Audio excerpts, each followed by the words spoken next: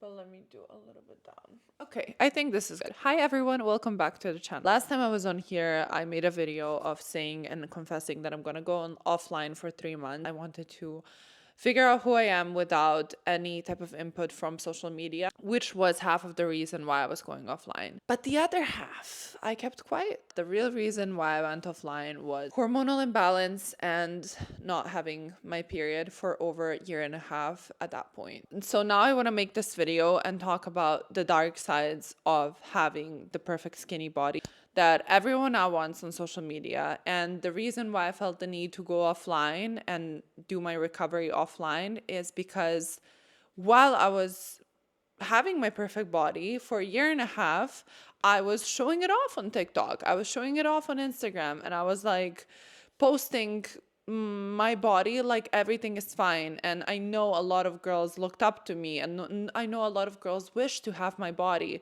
but they didn't know what was going on behind the scenes and the costs that I had to pay to maintain that body. So now I want to make a video and give you 10 costs that I was paying and that all the girls are paying to have this perfect body. Before I get into it, I want to just send a lot of love to every single girl going through this. We unfortunately live in a society that we live in, and people keep reinforcing this body image, and it's a trend that it will probably disappear in a year or two, but we will be left with health consequences. This is why it's really important to make the right decision for yourself now. If you need any type of support, if you want to talk to someone, please reach out to me and let's just get the conversation going, because if we open up and if we share, it's easier. So number one of the costs of having a perfect body is loss of period. This happened to me like as soon as I lost weight, that's when I lost my period with it. This is very simple and self-explanatory, which is you lose a significant amount of body fat. Your body just goes through a very stressful period of being in a deficit, overtraining, and it gets into survival mode. And when your body is in a survival mode, it shuts down. The first priority in your brain and your body is for you to survive, not to reproduce and have kids, which is why all the natural processes revolving reproduction just stop and shut off. This was not normal for a girl who's 21 who had regular periods, and having a period means your body is cleansing. It's a natural cycle with the nature, with the biology. It's how it's supposed to be. When it's not there, it signals that something is wrong. I neglected it in the first because I was like, well, good. I mean, why would I need period? I don't want kids. And I saw a lot of girls commenting that on my video as well, being like, oh, I don't want kids anyways. Well, babe, it's not about you not wanting kids now. It's about you ever wanting kids, because this will leave permanent consequences on your body and damage on your body. This is the first thing and the first problem going on behind having a perfect, skinny, body that is now pushed upon us as the beauty standard. Number two is hair loss. Let me just explain the biology behind it, because to me it was really helpful to understand the whole process of why my body is reacting the way that it is, for me to fix it and to want to fix it. So basically, why your hair is the first one to fall off and disappear when you stop nourishing your body the way that you're supposed to and being in deficit for too long, is because your body still needs energy. You still need to survive. So if you don't provide energy through food, you will start looking at other places in the body to take the nutrients from different parts of your body. First, it will start with the fats around your body. Then that's when you lose the fats. Then it will go into your muscles. So then you will start to lose muscle because your body is pulling nutrients from your muscles. And of course, also from your hair. Hair is probably the least important thing in your body's hierarchy in this moment. Its priority is to keep you alive. That's about the hair loss. And this very impacted my self-esteem as well during the period. Even though I had my perfect body, I mean, I was basically hairless. I looked like a man. I looked like something was wrong with me. I'm gonna post some pictures on here.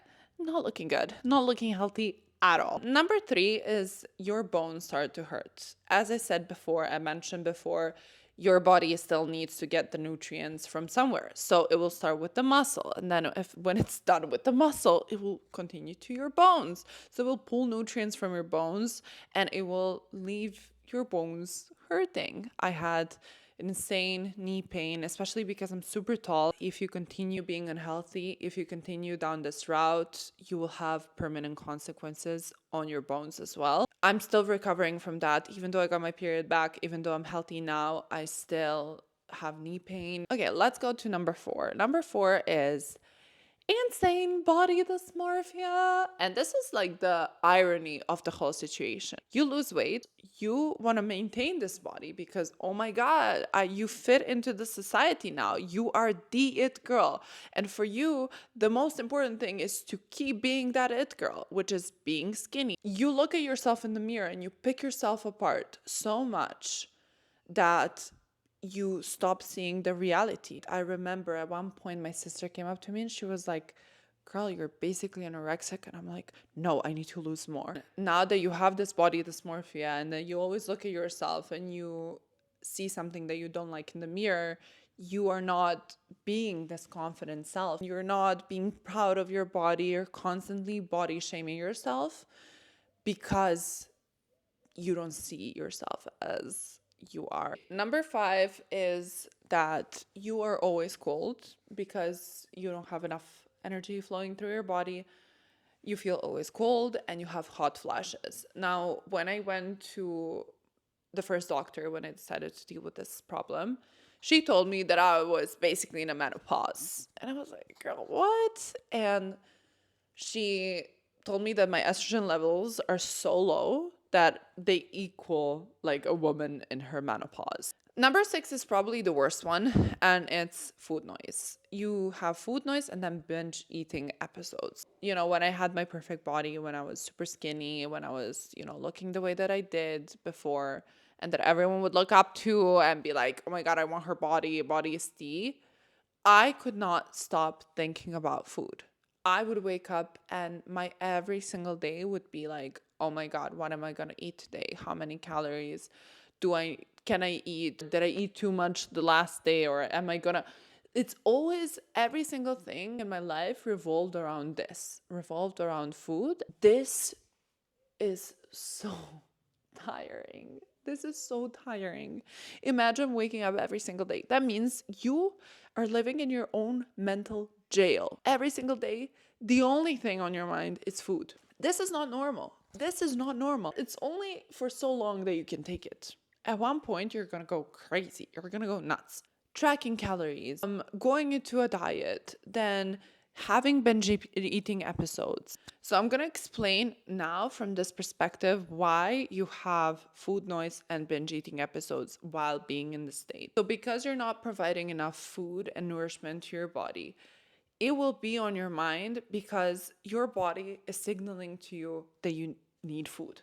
That's it. So your body is basically prioritizing these thoughts so it can force you to provide more food to your body. Since you're then trying to ignore this food noise and eat less, not provide enough, then your primal animal instincts turn on, which is binge eating, and which you can't control. In those moments, you're eating like an animal. You will probably go around and eat your whole house with these thoughts of, oh my God, I already ruined my diet or whatever, and I'm just gonna go all in. Your body is right now in this constant state of stress and anxiety that it will not have food, that now it will go and eat every single thing it sees so that it stocks up on the energy that you're not providing every single day. This is what I realized when I was in my recovery. When I started eating enough,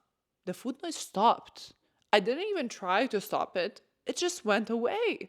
And I was like, damn, that was easy. Like, I thought it's gonna be harder. But no, it only took for me to eat enough for the food noise to go away. Number 7, apart from food noise, It's also the mental pressure. The reason you're constantly having this mental pressure, I have to control every single thing I eat in a day. I have to track every single calorie.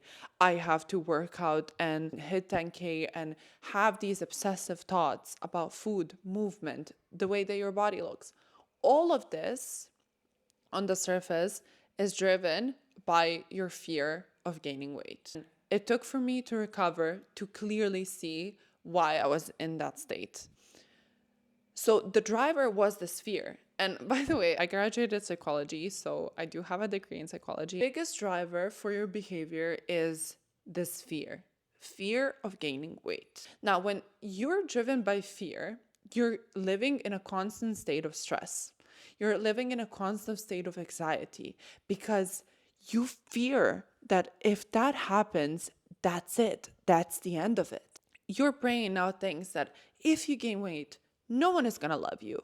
No one is going to accept you. You will be worthless. You will not have relationships. Your life will end. It took me a long time to understand this, but as long as I was in that state of fear, I could never let go. I could never let my body rest. I can never regulate my nervous system. I can never get out of a survival mode when I made myself think that gaining weight is the end of it. Number 8, this is also very important, loss of libido.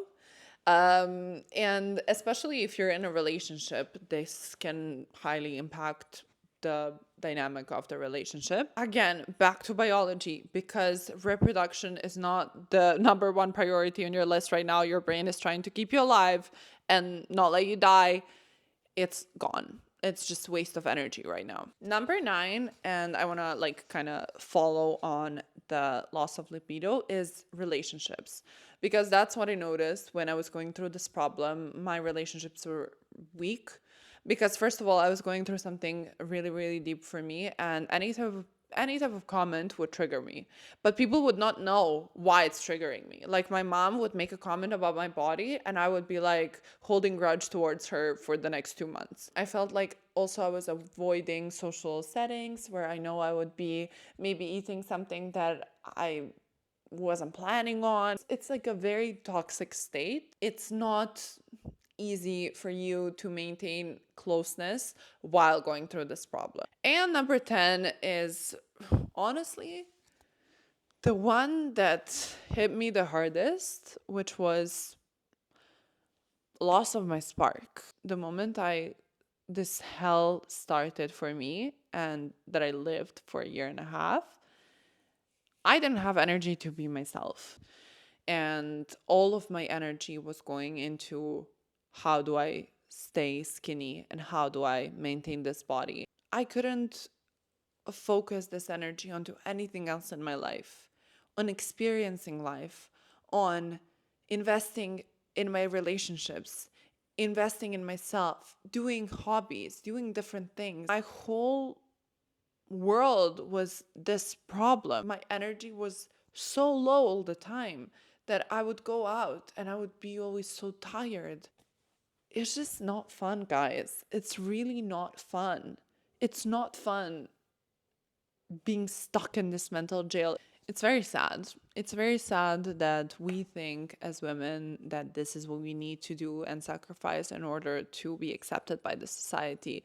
And I just was so done with that. But also I want to say that my kind of journey right now is not over. I feel like I made so much progress, but I'm still not 100%. I'm just glad that I was able to share my experience and that I was able to start conversations about this topic, and that maybe someone out there is feeling a little bit better knowing that someone else who everyone thought was like the amount of people that told me like, oh, we would never guess that you were going through it. Exactly. Like you wouldn't guess that I was going through it. I wouldn't guess that Alex Earl is going through it, but maybe she is. And it's usually your biggest idols that are struggling the most.